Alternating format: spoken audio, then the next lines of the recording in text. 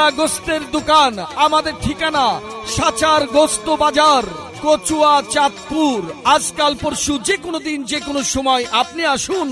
প্রতিদিন গরুর মাংস এবং খাসির মাংস ন্যায্য মূল্যে সঠিক দামে কেনাকাটা করতে আপনার পরিবারের সবাইকে সাদরে আমন্ত্রণ জানাই, সাদরে আমন্ত্রণ জানাই।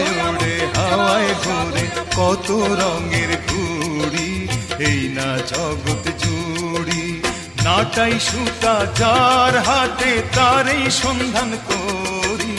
হাওয়ায় ঘুরে কত রঙের ঘুড়ি, এই না জগৎ জুড়ি।